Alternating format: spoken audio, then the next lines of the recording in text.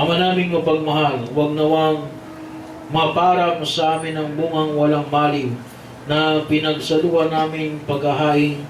Manapay, lagi nawa kaming ipagsanggalang nito sa magitan ni Jesucristo kasama ng Espiritu Santo magpasawalang hanggan. Amen. So yung pong ating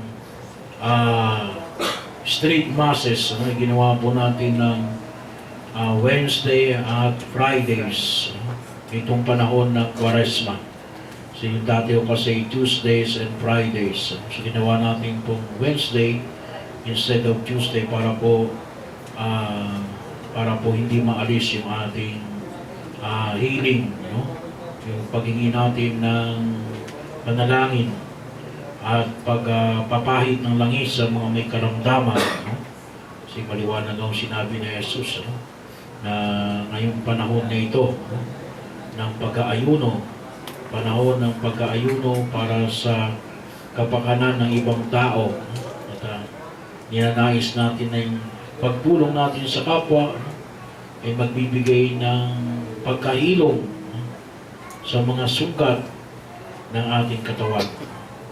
So kaya po patuloy na inaanyahan tayo para po sa biyaya, ano, ng mga makapagpagaling sa mga may karamdaman. So yung pong ating bersikulo para po sa araw na ito ay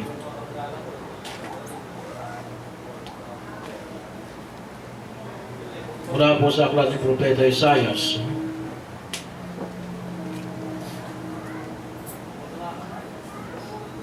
Matutulad kayo sa bukang liwayway, hindi maglalaot gagaling ang inyong sugat sa katawan.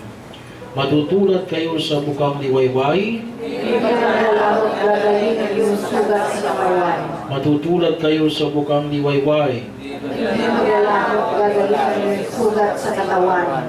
matutulad kayo sa bukang liwayway, Hindi maglalaot gagaling ang iyong sugat sa katawan. matutulad kayo sa bukang liwayway. Hindi maglalaot gagaling ang iyong sugat sa katawan. Sumayin niyo ang Panginoon. At sumayo rin. Pagpalain kayo ng makapangyarihang Diyos, Ama, Anak at ang Espiritu Santo. Amen. Mayo kayo, taglay ang pagpapala ni Yahweh El Shaddai. Salamat sa Diyos.